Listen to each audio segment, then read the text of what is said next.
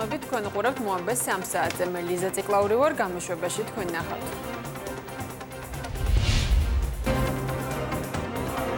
ხმაური პლენარულ სხდომაზე რა პოლიტიკური განცხადებები გაკეთდა საკანონმდებლო ორგანოში. როგორ უნდა დარეგულირდეს შეწყალების კომისიის მუშაობა, პრეზიდენტის გადაწყვეტილებას დეპუტატები აფასებენ. ხმაური პარლამენტში და პოლიტიკური განცხადებებით გახსნილი პლენარული სხდომა რუსეთის მიმართ საქართველოს ხელისუფლების მიერ გატარებული პოლიტიკა და მისი შედეგები. ევროპული საქართველოს დადგენილების პროექტი რუსეთის მიმართ სანქციების დაწესებაზე, ასევე უზენაეს სასამართლოს მოსამართლეების შერჩევის საკითხი და სოციალური თემატიკა. სწორედ ამ თემებზე გაკეთდა დღეს დეპუტატების მხრიდან განცხადებები. იყო სიტყვიერი დაპირისპირება მამუკა მდინარაძესა და გიგა ბოკერიას შორის. ახლა თეონა მანაგაძეს დავუთმობთ პირდაპირ ეთერს, რომელიც უფრო დეტალურად მოგვიყვება თუ რა ხდებოდა საკანონმდებლო ორგანოში და რას მოყვა დაპირისპირება. თეონა გისმენთ. მამუკა მდინარაძესა და გიგა ბოკერიას შორის სიტყვიერი დაპირისპირების მიზეზი გახდა შოთა ხაბარელის კითხვა, რომელიც მან დაუსვა გიგა ბოკერიას. შოთა ხაბარელმა საკუთარ გამოსვლაში ისაუბრა ქართველი სპორტსმენების მიღწევებზე და განაცხადა, რომ ქართველი სპორტსმენების წარმატება გარკვეულწილად განაპირობა ხელისუფლების მხარდაჭერამ, რომელსაც მათ მიმართ იჩენს აღმასრულებელი ხელისუფლება. შოთა ხაბარელმა დღევანდელ პლენარულ სხდომაზე გიგა ბოკერიას დაუსვა კითხვა, არის თუ არა მთავრობის დამსახურება ის მიღწევები, რომელიც დღეისათვის არსებობს ქართულ სპორტში. გიგა ბოკერია მაშინ სხდომათა დარბაზში არ იმყოფებოდა, როდესაც ამ კითხვით მას მიმართა შოთა ხაბარელმა. გიგა ბოკერია სხდომას მოგვიანებით შემოუერთდა და მან განაცხადა კითხვის საპასუხოდ, რომ ქართველი სპორტსმენების დამსახურება არის თავად სპორტსმენების დამსახურება და არა მთავრობის. გიგა ბოკერიას ამ პოლიტიკურ განაცხადს სხდომათა დარბაზში გამოეხმაურა საკუთარი ადგილიდან მამუკა მდინარაძემ. მან ოპოზიციონერ დეპუტატს მოუწოდა კითხვის არსი სათანადოდ გაეგო და კითხვისთვის პასუხი ისე გაეცა. ამ რეპლიკის შემდეგ გიგა ბოკერიასა და მამუკა მდინარაძეს შორის დაიწყო სიტყვიერი დაპირისპირება. ორივე დეპუტატმა ერთმანეთს მიაყენეს სიტყვიერი შეურაცხყოფა და ერთმანეთს უწოდეს ტუტუცი და უზრდელი. გიგა ბოკერიასა და მამუკა მდინარაძის დაპირისპირებაში მოგვიანებით ჩაერთო პარლამენტის თავმჯდომარე არჩილ თალაკვაძემ. გიგა ბოკერიას მოუწოდა დაეცვა ეთიკის ნორმები და არჩილ თალაკვაძემ განაცხადა, რომ ამ ინციდენტის დროს გიგა ბოკერია მამუკა მდინარაძეს მიაყენა პერსონალური შეურაცხყოფა, რაც მათი მხრიდან არის დაუშვებელი. მოგვიანებით ამ დაპირისპირების შემდეგ გიგა ბოკერიამ მალევე დატოვა სხდომათა დარბაზი. მასთან ინციდენტის გარკვევა სურდა მამუკა მდინარაძეს, თუმცა იმის გათვალისწინებთ, რომ გიგა ბოკერია გავიდა სხდომათა დარბაზიდან, ამის საშუალება აღარ მიეცა. მამუკა მდინარაძე მოგვიანებით დეპუტატებისთვის განკუთვნილ ოთახში, რომელიც მდებარეობს პლენარული სხდომის დარბაზთან, გაიწვია სერგი კაპანაძე და ოთარ კახიძე. დეპუტატებს შორის სავარაუდოდ გაგრძელდა პოლიტიკური გარჩევა იმ ინციდენტის, რომელსაც ადგილი ჰქონდა სხდომათა დარბაზში, თუმცა კანონმდებლებს შორის რა დაპირისპირების რა დეტალებზე იყო საუბარი და მათ შორის რა საუბარი შედგა, ეს უკვე ჩვენთვის უცნობი დარჩა. მითხარით ბატონო გიგა, თქვენ სპორტსმენის ოჯახში ხართ გაზრდილი, დედა წარმატებული სპორტსმენი ყავდა და იცით ძალიან კარგად, რამდენა ძალისხმევა სჭირდება, რომ ამდენა წარმატებას მიაღწიოს სპორტსმენმა, კი თუ არა, არის თუ არა დამსახურება საქართველოს ხელისუფლების. მოკლე პასუხი მაქვს. არა, არც დღევანდელის, არც გუშინდელის, არც გუშინდელის ქართველი სპორტსმენების წარმატებები არის მათი დამსახურება და ძალიან მადლიერი უნდა ვიყოთ მათი. ანუ თქვენი. ხო და არა მეთქი პასუხობ. არა. არა თქო, არც ეხანდელის, არც წინასი. მადლობა რა. კარგით. ცოტას დილობიან ბატონო გიგა. რაღაც სულ ტონზე ხარ. ბატონო გიგა. მოგიწოდებთ კორექტულობისკენ. კოლეგებო, მოგიწოდებთ კორექტულობისკენ.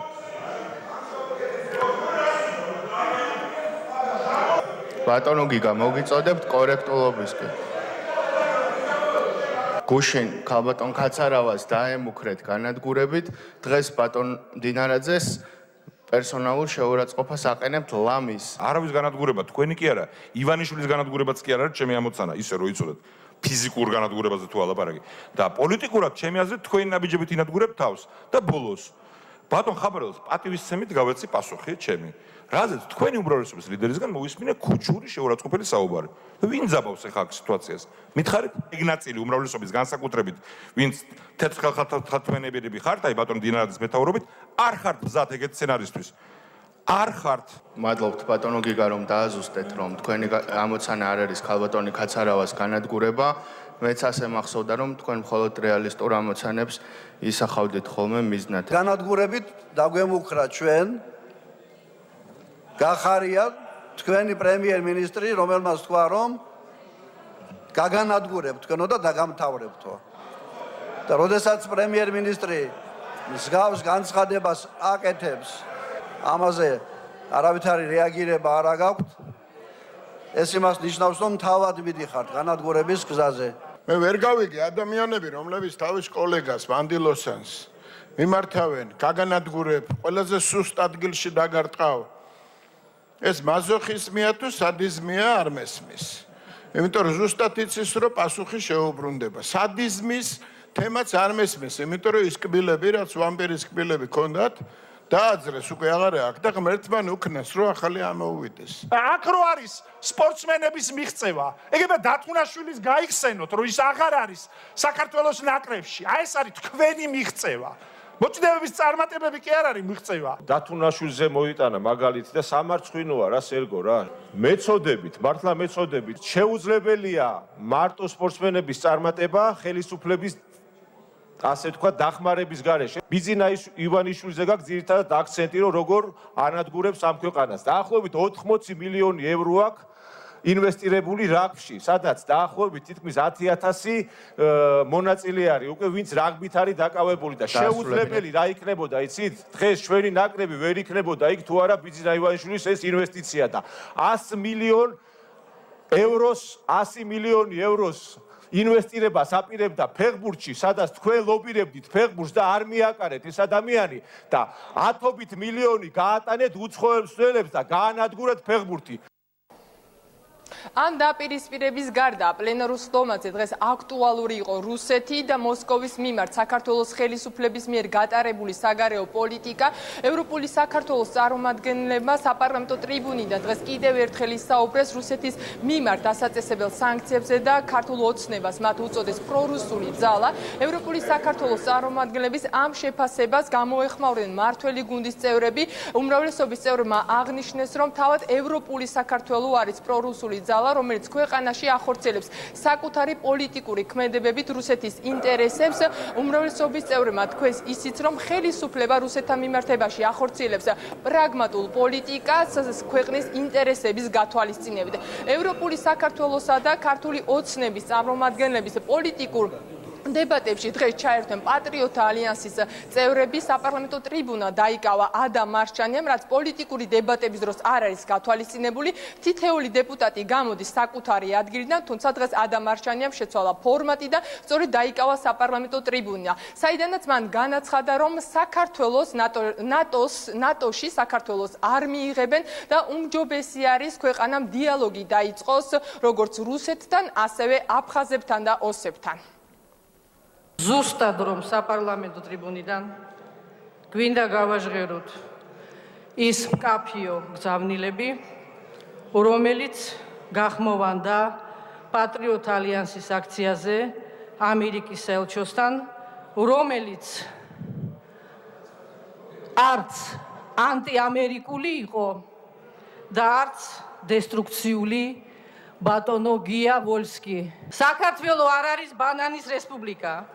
ექსპერიმენტების პოლიგონი არ არის ფეოდალური სახელმწიფო, სადაც შეიძლება იდირექტოროს კრამერმა და ბრაიზამ. რამე ახალი წესი გვაქვს, რომ პროპუტინული გამოსვლები ტრიბუნიდან იქნება 10 განცხადებების დროს? იმიტომ რომ ჩვენ ადგილიდან ვსაუბრობთ ხოლმე. თქვენ დააგვიანეთ სხდომაზე და ამიტომ ვერ დაინახეთ ტრიბუნასთან როგორ დაიკავა ადგილი ქალბატონმა ადამ მარშანიამ. ხმაური რო იწყება ცოტათი შეშინებული ჩიტების ჟღურტულს მაგონებს თქვენი ხმები და უნდა გეშინოდეთ, სუდად გაქვთ საქმე, ცუდი დღე გაგითენდათ. ყოველ დღე დასავლეთის პრესას ვერ გადაშლის ადამიანი, რომ თქვენ პოლიტიკურ პატრონს ბიძინა ივანიშვილს ან ავაზაკი არ უწოდოს ვინმე ამერიკულ პრესაში ან დემოკრატიის მტერი. თქვენი უგუნური პოლიტიკიდან გამომდინარე, დაუფიქრებელი სწორხაზოვანი პოლიტიკიდან გამომდინარე, მივიღეთ ის შედეგი, რომელიც დადგა. ბატონო თავმჯდომარემ ადრე დაგარქვა თქვენ ტოქსიკური ძალა და თქვენ ზუსტად რომ პოლიტიკური ტოქსიკური ძალა ხართ, რომელიც ყველაზე გულწრფელ პროტესტსაც კი ამახინჯებთ. ევროინტეგრაციის კომიტეტზე ქართულმა ოცნებამ ჩააგდო სრულად უწყინარი სამპუნქტიანი დადგენილების პროექტი, რომელიც ერთადერთ რამეს ისახავდა მიზნად, რომ ჩვენი პარტნიორებისთვის გვეთქვა, მოგვეწოდებინა, რომ რუსეთთან მიმართებაში თავიანთ ურთიერთობებში გაეთვალისწინებიათ ჩვენი თემატიკა. ამაზე თქვით უარი. და ეს კი არის ერთ-ერთი მანიშნებელი იმისა, რატო ხართ პრორუსული ძალა. პრორუსულობა კი არა, თქვენ ხართ პირდაპირ რუსული ძალა, რუსული. იმიტომ რომ მთელი თქვენი მმართველობის განმავლობაში აკეთეთ რუსული საქმე. ავტოკრატიულობის მსგავსებიდან დაწყებული რუსული საქმე აკეთეთ. რომელი რუსეთის ან პრორუსული შეიძლება იყოს იმაზე მეტი, რომელმაც რო 22% ტერიტორიების ჩააბარა. რომელი პრორუსი უნდა იყოს იმაზე მეტი, რომელმაც ყველა სტრატეგიული ობიექტი მთლიანად ხელში ჩაუგდო რუსეთის მოქალაქეებს. რუსეთის თემის ექსპლუატაცია საერთოდ მოდაშია, ადვილია სალაპარაკოთ, ცოტა ძნელია სალაპარაკოთ თქვა ციფრები, არის საკითხები, რაზედაც შეიძლება კამათი, შეიძლება კონსტრუქციული კამათიც, მაგრამ ეს თემა არ არის კამათს არ ექვემდებარება. მოხდა ის, რაც მოხდა. რეალურად მოხდა ის, რომ ყველანაირი შეთავაზება, ყველანაირი სტრატეგიული გეგმა, რომელიც ჰქონდა ამერიკის შეერთებულ შტატებს და ევროკავშირს ჩვენთან ერთად შემუშავებული დაირღვა რეალობაა ხალხო ეს. ამ დროისთვის პლენარულ სხდომაზე გამოცხადებული არის შესვენება. შესვენების შემდეგ დეპუტატები პლენარული სხდომის ფორმატში მსჯელობას გააგრძელებენ დღის წესრიგით გათვალისწინებულ საკითხებზე. მადლობა თეონა მანაგაძე პარლამენტიდან პირდაპირ ეთერში საუბრობდა. ევროპული საქართველო თავის შეთავაზებას კიდევ ერთხელ აჟღერებს. პარტიის ერთ-ერთი ლიდერის გიგა ბოკერიას განცხადებით აუცილებელია პოლიტიკურმა ძალებმა დააფიქსირონ გეგმავენ თუ არა კოალიციის შექმნას ქართულ ოცნებასთან არჩევნების შემდეგ.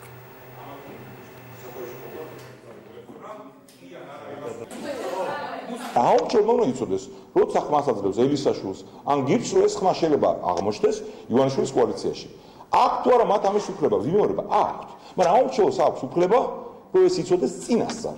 ასე რომ მე არ მესმის რატომ მიიღოს ვიღაცამ თავდასხმად ამ ეტაპზე. თავდასხმას დავიწყებთ მერე, როცა აუჩერდოს დაველაპარაკებით, რატო არ ღირს ხმის მიცემა არათუ მხოლოდ ივანიშვილის გუნდისთვის, ან პროპორციული ძალებისთვის, ან ბურჯანაცთვის, არამედ იმათთვისაც, ვინც ამ საკითხზე აუჩერდოს არ პირდება, რომ ქვეყანას უფსკულისგან არ გადაჭეხავს. დღეს მე საპარლამენტო ტრიბუნიდან ვილაპარაკე იმ ორმაგ სტანდარტზე, ტყუილებს და პოლიტიკურ თაღლითობაზე, რასაც ევროპული საქართველო და ნაციონალური მოძრაობა ეწევიან. ერთის მხრივ მოუწოდებენ პროდასავლო პარტიებს, რომ კოალიცია 2020-ში წინასწარ წელზე მეტი დროით ადრე არ შექმნან ქართულ ოცნებასთან და თვითონ მათი გენერალური მდივანი აცხადებს, რომ თუ დაჭირდებათ, ისინი პრორუსულ ძალებთან შექმნიან კოალიციას. ამაზე დიდი ორმაგი სტანდარტის ტყუილი სპეკულაციაც ალბათ წარმოუდგენელია ბუნებაში.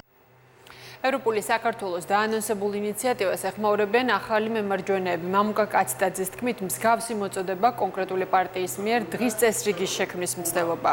მისივე განცხადებით, ქართული ოცნება დაღმართზე მყოფი პარტია და მასთან დაკავშირებას მომავალში არ აპირებს. ამ შემოთავაზებას თუ ამ კითხვას თუ ამ მოთხოვნას თუ ამ პასუხს ჩემ თავზე არ ვიღებ. იმიტომ რომ მგონია რომ მიუხედავად იმისა რომ თუ ვინმე არის პროდასავლური ორიენტაციის ვართ ახალი მემარჯვენეები 8 წლის შემდეგ დაღმართზე რომ არის უკვე ქართული ოცნების საქმე ამ დროს კოალიციის შექმნაზე კითხვა დაგვისვა მე მგონი ყველაფერთან ერთად პოლიტიკური უმციფრობაც იქნებოდა მათის მხრიდან.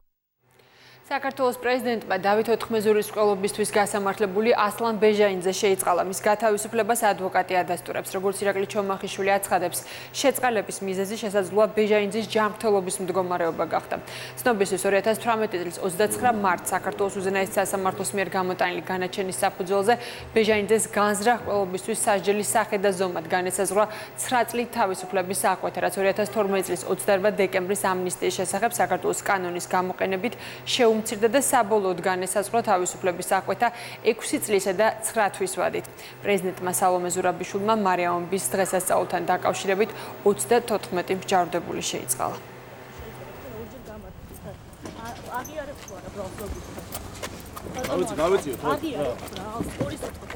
აღიარებს თუ არ აღიარებს?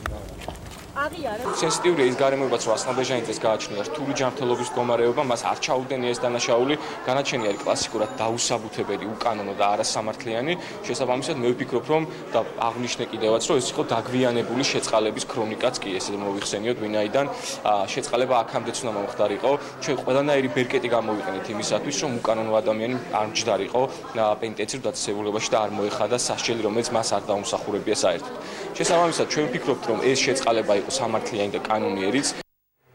პრეზიდენტის მიერ ასლან ბეჟანიძის გათავისუფლებას დეპუტატების მხრიდან ნეგატიური შეფასება მოჰყვა, როგორც მმართველ გუნდში, ასევე ოპოზიციაში თანხმდებიან, რომ განზრახ პროლობისთვის გასამართლებული პირის შეწყალება მიუღებელია. კანონმდებლების შეწყალების საკითხის დასარეგულირებლად მუშაობის დაწყების აუცილებლობაზე მიუთითებენ. ეს უკვე მეორე საგან გაშომოვლენა ამ ბოლო ერთი თვის განმავლობაში, როდესაც კვლავ იწყალებს მკვლელს ისე რომ არავითარი წინასწარი მოსამზადებელი მექანიზმები არ არსებობს.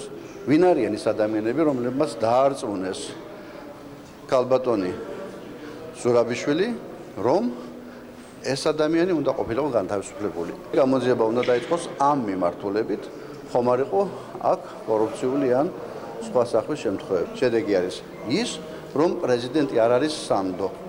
ის არ იქცევა ადეკვატურად გარკვეულ შემთხვევებში. ზოგადად არ მიყვარს, რომ ცუდი ადამიანი თუ მოხდება და არასშესაძლებელი თანამდებობაზე, ამის გამო ინსტიტუტების დაზიანება მოხდეს, ანუ წესები შეიცვალოს. ზოგადად ამის წინააღმდეგი ვარ. თუმცა ზოგჯერ დემოკრატიული ტრადიციის ქვეყნებში ისტორიაში არის მაგალითები, რომ თუ ძალიან შორს შევიდა ამა თუ ინსტიტუტის სათავეში ყოფი ადამიანის უსაქციელობა და პოლიტიკური ზიანი ქვეყნისთვის, მაშინ იხილება ხოლმე ამ ინსტიტუტის ფუნქციების შეზღუდვაც. მე ამის მომხრე არა ვარ, მაგრამ არ გამოურიცხავ, რომ ამის აუცილებლად დადგეს. მე მაგალითად მოვუწოდებ იურიდიულ კომიტეტს და ადამიანის უფლების დაცვის კომიტეტს დაინტერესდეს შეწყალების კომისიის მუშაობა. აქ ყველაზე მძიმე ამბავი არის, რომ რაღაცა კორუფციასთან ხო არ არის ადგილი, იმიტომ რომ ესეთი რაღაცეები ძალიან იშვიათად ხდება. ისეთ რამე შეეხო, რომ მან უნდა აუცილებლად გააკეთოს განცხადება, არა მარტო მან, ქართული ოცნების პასუხისგებლობაცაა გარკვეულწილად აი ამ კონკრეტულ საკითხთან დაკავშირებით. მე ვფიქრობ, რომ არის აუცილებელი გარკვეულწილად დარეგულირდეს ეს თემა ამ ასპარეზზე. არ შეიძლება ადამიანმა, პრეზიდენტმა, ნებისმიერმა განსწავლულმა ადამიანმა იმოქმედოს თვითშემოქმედებით. შეწყალება ზოგადად კარგი ფაქტია, მაგრამ წარმომიდგენია შეწყალება ადამიანისა, რომელიც მუხლებზეა დაცემული, შეწყალებას თხოვლობს და მონანიებული აქვს ყველაფერი და ამის გარდა ის მხარე, რომელიც მისგან არის დაშავებული, ის მხარეც წინააღმდეგი არ არის, რომ ეს შეწყალება მოხდეს. ჩემთვისაც მიუღებელია და მესმის საზოგადოების აღშფოთება. მე მგონია, რომ თვითონ უნდა გადაიხედოს, მე მესმის, რომ ეს პრეზიდენტის უფლებამოსილება არის, მაგრამ საკანონმდებლო დონეზე უნდა მოხდეს გადახედვა და როგორც მოვისმინეთ, თვითონაც არის ამის ინიციატორი, რომ გარკვეული ცვლილებები განხორციელდეს შეწყალებასთან დაკავშირებით. რა თქმა უნდა, მძიმეა. ასლან ბეჟანიძის შეწყალებასთან დაკავშირებით პრეზიდენტისგან განმარტებებს ითხოვს შეწყალების კომისიის ყოფილი თავმჯდომარე ალეკო ელისაშვილი ამბობს, რომ წინააღმდეგ შემთხვევაში უნდა დაიწყოს გამოძიება და იმპიჩმენტის საკითხი დადგეს. ერთი წლით ადრე არჩევნებამდე უგულავამ და მისმა ამხანაგებმა გადაწყვიტეს, რომ ბიძინა ივანიშვილი დამარცხებულია და ეხლა რაღაცა კოალიციებზე უნდა ვიფიქროთ. ეს არის ნაცარქექიობა და მეტი არაფერი. თან გიგი უგულავა, რომელიც მექრთამეობისთვის და მილიონობის მოპარვისთვის იჯდა ციხეში. გამოვიდა ეხლა და რაღაცა პრინციპებზე მელაპარაკება და მანამუსებს. რას გავაკეთებ და როგორ გავაკეთებ ერთ წლის თავზე? ამას ვიტყვი ერთი წლის მერე. საქართველოს ევროპის საბჭოს საპარლამენტო ასამბლეის მონიტორინგის კომიტეტის ჯგუფი სტუმრობს დელეგაციის წევრები შეხვდნენ პარლამენტის თავმჯდომარეს, ასევე ევროპული საქართველოსა და ნაციონალური მოძრაობის წევრებს. საუბარი შეეხო ტერიტორიული მთლიანობის საკითხს და საოკუპაციო ხაზთან არსებულ ვითარებას, საპარლამენტო არჩევნებს და ამასთან დაკავშირებით კანონში დაგეგმილ ცვლილებებს, სასამართლო სისტემაში არსებულ მდგომარეობას და 20 ივნისის მოვლენებს. ორდღიანი ვიზიტის ფარგლებში დელეგაცია შეხვედრას გეგმავს პრეზიდენტთან, პრემიერ-მინისტრთან, მთავრობის წევრებთან და კონსტიტუციური ცვლილებების საორგანიზაციო კომისიასთან. ჩვენი ინტერესი ამ შეხვედრაზე იყო ყველა იმ საკითხზე საუბარი, რომელიც წავედგას ჩვენი საზოგადოების წინაშე და რომელიც არის მონიტორინგის კომიტეტის ფოკუსის ქვეშ, ისედაც.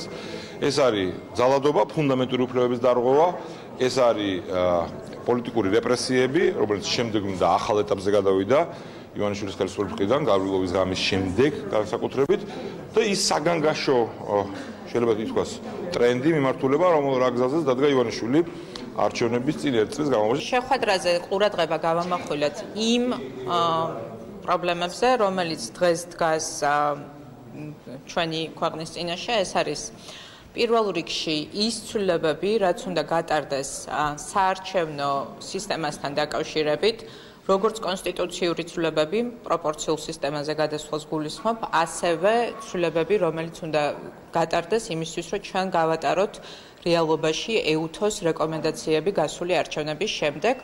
საუბარი ქონდა ასევე სასამართლო სისტემაზე და იმ პროცესზე, რომელიც დღეს მიმდინარეობს პარლამენტში, როდესაც რეალურად შემოვლითი გზით ცდილობს ხელისუფლება დააკომპლექტოს უზენაესი სასამართლო საკუთარი პოლიტიკურად მართული კადრებით. საუბარი უზენაეს სასამართლოს მოსამართლეების კანდიდატების განხილვის პროცედურებთან დაკავშირებით, ასევე იყო საუბარი სახელმწიფო ინსპექტორის შესახებ კანონში ცვლილებებთან დაკავშირებით. გამოთქმული იქნება მათი მხრიდან ის პოზიტიური ნაწილი, რაც არსებობს ამ პროცესებთან დაკავშირებით და ასევე, რა თქმა უნდა, გარკვეული ტიპის რეკომენდაციები, რომელთან დაკავშირებითაც ჩვენ მქონდა ჩვენი მოსაზრება და ბუნებრივია ასევე გავითვალისწინებთ მათ რეკომენდაციებს და გვექნება მსჯელობა ამ საკითხებთან დაკავშირებით.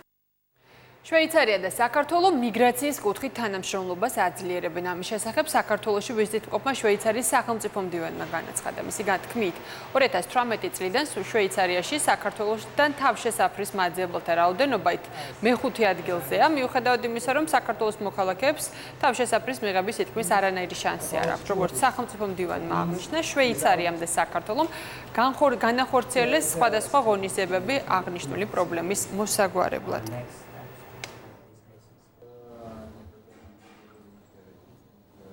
ჩვენ შინაგან საქმეთა მინისტრთან ერთად შევთანხმდით ერთობლივ დეკლარაციაზე გუშინ, რადგან ჯერ კიდევ არის პრობლემები თავშესაფრის მაძიებლებთან. ჩვენ შევთანხმდით გავაძლიეროთ თანამშრომლობა მათ დაბრუნებასთან დაკავშირებით. საქართველო რიგით მეხუთეა თავშესაფრის მაძიებელთა კუთხით. რაც შეეხება ახალ ჩამოსულებს, ამ მხრივ საქართველო მესამე ადგილზეა და ეს საკმაოდ დიდი პრობლემაა ორივე ქვეყნისთვის. ამ არალეგალური მიგრაციის მიზეზი ეკონომიკური პერსპექტივის არარსებობაა. საგარეო კურსი ქვეყნის განვითარება და ეროვნული მნიშვნელობის საკითხებია. NDI საზოგადოებრივი კვლევის შედეგები გამოაქვეყნა. დოკუმენტის მიხედვით ევროკავშირის და ნატოს მხარდაჭერა კვლავ სტაბილურია. გამოკითხულთა 21% ამბობს, რომ 5 წლის წინანდელთან შედარებით მეტი ფინანსური შესაძლებლობა აქვს. 43% კი პასუხობს, რომ ნაკლები. 48% ყველაზე მნიშვნელოვან პრობლემად სამუშაო ადგილებს ასახელებს. გამოკითხულთა 59% მიიჩნევს, რომ ქვეყანა არასწორი მიმართულებით ვითარდება. ჯანდაცვის სისტემის წინაშე მდგარი ყველაზე დიდ პრობლემად კი 47% წამლების საფასურს მიიჩნევს. გამოკითხული მოქალაქეების თითქმის ნახევარი საქართველოს ეკონომიკის ძლიერ მხარედ ტურიზმს ასახელებს. კვლევის საველე სამუშაოები ჩატარდა 13-დან 29 ივლისის პერიოდში საქართველოს მასშტაბით ოკუპირებული ტერიტორიების გამოკლებით. ჩაიწერა 2131 პირისპირ ინტერვიუ წარმომადგენლობითი შერჩევის საფუძველზე. ცდომილება შეადგენს +-2-3%. მოსახლეობის დიდი ნაწილი მიიჩნევს, რომ ქვეყანა არასწორი მიმართულებით ვითარდება. ეს მაჩვენებელი ყველაზე მაღალია, რაც ამ კვლევებში დაფიქსირებულა. ეს ყველაფერი უკავშირდება იმას, რომ მოსახლეობა ქვეყნის ეკონომიკას ძალიან ნეგატიურად აფასებს. ძალიან მჭიდრო კორელაცია დადგინდა ვალუტის კურსთან მიმართებით. მნიშვნელოვანი მიგნება იყო ის, რომ მოსახლეობა საკმაოდ ნდობით არის განწყობილი ჯანდაცვის სისტემის მიმართ, თუმცა კვლავ გამოწვევად რჩება ფასები, როგორც სამედიცინო მომსახურებაზე, ასევე წამლებზე. მოსახლეობის ნახევარი პასუხობს, რომ ყოფილა შემთხვევა, როდესაც მას ან მისი ოჯახის წევრებს სჭირდებოდა ან სამედიცინო დახმარება, ან წამალი და უსახსრობის გამო ვერ შეძლო შეძენა. მიუხედავად იმისა, რომ მოსახლეობის დიდი ნაწილი სიძულჭირეში ცხოვრობს, აქვს სესხები და ხშირად არ შეუძლია მცირე თანხის სესხებაც კი, ერთი მნიშვნელოვანი შვება, რაც ჩანს, ეს არის ჯანდაცვის სისტემა, რომლის მიმართ არის საკმაოდ მაღალი ნდობა და საკმაოდ მაღალი შეფასება. საგარეო პოლიტიკასაც შეეხება ამას პირდაპირ არ უკავშირდება, მაგრამ აქ გვაქვს სტაბილურობა, დასავლური კურსის მტკიცე მხარდაჭერისა 70%-ზე მეტი მხარს უჭერს როგორც ევროკავშირში, ასევე ნატოში გაწევრიანებას. ინდიის კვლევის შედეგები შეაფასეს პოლიტიკოსებმა.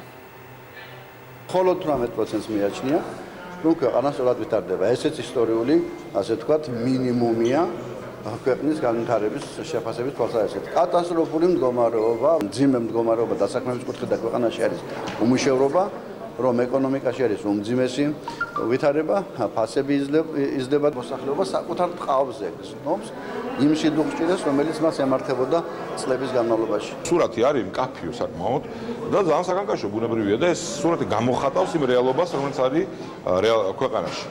რა მოტივები აქვს და რატო თვლიან ისინი, რომ ქვეყანა არასწორი მიმართულებით მიდის? მე საზოგადოების ნაცვლად არ მინდა რომ ვისაუბრო, ამავე კვლევაში ჩანს რა არის საკითხები, რაც მათ აწუხებს, ბუნებრივია ეკონომიკა, უსაფრთხოება. ვარაუდები არ ჭირდება, ამას შეგიძლიათ ნახოთ იმავე კვლევაში. ჩვენი გუნდის, როგორც სამთავრობო, ასევე საპარლამენტო გუნდის თავარი ამოცანა ჩვენ საზოგადოებას და ჩვენს თითოეულ მოქალაქეზე ზრუნვა. ვაკეთებთ ყველაფერს იმისთვის, რომ ჩვენი საზოგადოების გამოწვევები რაც არის, მაქსიმალურად გონივრულ ვადებში გადავჭრათ და ვიზრუნოთ იმაზე, რომ ვუთხრათ მათი საკითხები როდის რა ვადაში იქნება მოგვარებული. და სწორედ აი ეს გვაქვს თავარი გამოსასწორებელი, რაც ამ კვლევის შედეგად ჩანს, რადგან ჩვენ ამახვილებდით ყურადღებას, რომ მოქალაქეების ნახევარი თითქმის თვლის, რომ ქვეყანა არასწორ გზით ვითარდება. სწორედ აი ეს არის პირველ რიგში მოსატრიალებელი. საყურადღებო ასევე დადებითი ტენდენცია რა ჯანდაცვის პროგრამებზე ნარჩუნდება, რომ უმეტესობა მოსახლეობის კმაყოფილი ამ პროგრამებით, მაგრამ საყურადღებოა სწორედ წამლების პრობლემა და ჩვენ პირდებით, რომ აუცილებლად ამ პრობლემას მოვაგვარებთ ყველაზე უფრო მოწყვლადი მოსახლეობის ნაწილისთვის. თავად კვლევაზე ჩვენი დამოკიდებულება იცით, ხშირ შემთხვევაში კვლევის შედეგები დამოკიდებულია იმ საინფორმაციო ველზე, რომელიც ქვეყანაში იქმნება. რეალური სურათი, რასაკვირველია, არის დადებული იმ კვლევებში, რომელიც გააჩნია ხელისუფლებას და მუშაობაც შესაბამისად ორიენტირებულია ამ კვლევებზე და არა კვლევებზე, რომელიც ხშირ შემთხვევაში რაღაც პოლიტიკურად არის ანგაჟირებული და ამასთან დაკავშირებით ვერაფერს გეტყვი დამატებით, იმიტომ რომ არ გავცვლობი ვარ. თბილისის საქალაქო სასამართლოში 20-21 ივნისის საქმესთან დაკავშირებით ბეჟან ლორთქიფანიძეს, მორის მაჩალიკაშვილისა და კიდევ ერთი პირის სასამართლოს ხდომა მიმდინარეობს. მხარეები მტკიცებულებებს განიხილავენ, როგორც ბეჟან ლორთქიფანიძის ადვოკატი ამბობს, მის მიერ წარდგენილი მასალა მისი დაცვის ქვეშ მყოფის უდანაშაულობას ამტკიცებს. სისხლის სამართლებრივი დევნის შეწყვეტის შესახებ შუამდგომლობის დაყენებას გეგმავს მორის მაჩალიკაშვილის ინტერესების დამცველიც. დღეს ასევე თბილისის საქალაქო სასამართლოსთან 20-21 ივნისის მოვლენებზე დაკავებული პირების მხარდამჭერი აქცია გაიმართა. დაცვის ხარის მიერ მოხდება ყველა მტკიცებულების წარდგენა, რომელიც ფაქტიურად აქარწყლებს იმ მიდგომას და იმ ბრალეულობას, რომელიცაც მას პროკურატურა ედავება და მიგვაჩნია, რომ დღეს ჩვენი შუამდგომლობა, რომელიც დაყენებული იქნება სასამართლოს წინაშე, რომელთაც მოვითხოვთ აღნიშნული სისხლის სამართლებრივი დევნის შეწყვეტას, სასამართლო დააკმაყოფილებს. ბრალდების ხარის მიერ წარმოდგენილი მტკიცებულებები ალბათობის მაღალ ხარისხის სტანდარტს ვერ აღწევს და ვერ იქნება ვარაუდი, რომ ამ საქმეზე გონივრული სტანდარტით გამოტანილი იქნება გამომტყნებელი განაჩენი, ვინაიდან საქმეში წარმოდგენილი არ არის მტკიცებულებები, რომლებიც ადასტურებენ და შესაძლოა რომ მათ საფუძველზე დადასტურებული იქნეს მორის მაჩალიკაშვილის მხრიდან რაიმე სახის დანაშაულებრივი ქმედების განხორციელება. მორის მაჩალიკაშვილის დაკავება ჩემთვის იყო მეორე თემრლანის მკვლელობა. სანაცვლოდ იმისა, რომ პასუხი თვითონ აგონ, თვითონ არა მარტო გარკვეულ პირებმა, არამედ თელმა ხელისუფლებამ, თელმა სისტემამ, თელმა სახელმწიფომ. აქ აიღეს და ჩემი ძმისშვილი დააპატიმრეს. მე მაქვს იმედი, რომ დღეს გამოუშვებენ. რა შედეგი მოჰყვა საკრედიტო რეგულირების პირველ ტალღას და რა გავლენა იქონია მოსახლეობაზე აღნიშნულმა ცვლილებამ. საკითხზე საბანკო სექტორის და არასამთავრობო ორგანიზაციების წარმომადგენლებმა იმსჯელეს. ეროვნული ბანკის პრეზიდენტმა არ გამორიცხა, რომ გარკვეული მიმართულებით რეგულაციების შესაძლოა შემსუბუქდეს. აუდიენციის მონაწილეებმა გამარტივება როგორც იპოთეკური, ისე არაიპოთეკური სესხების მიმართულებით მოითხოვეს. შეგახსენებთ, საკრედიტო რეგულაციები მიმდინარე წლის იანვრიდან სრულად შევიდა ძალაში, შესაბამისად ამოქმედა და პასუხისმგებლიანი დაკრედიტების პრინციპები. უნდა დაიშვას უფრო მაღალტექნოლოგიური გადაწყვეტილებების მიღება კლიენტების გადახდილუნარიანობის შეფასებაში და ჩემი აზრით არ არის აუცილებელი დაწესება კონკრეტული ზღვრების 25% იქნება თუ 50%. ეს ბიზნესმა უკეთ იცის, ვის როგორი გადახდის საშუალება გააჩნია. იპოთეკურ პორტფელთან მიმართებაში უკვე არის, თქვათ, გარკვეული შემსუბუქება შესული ძალაში.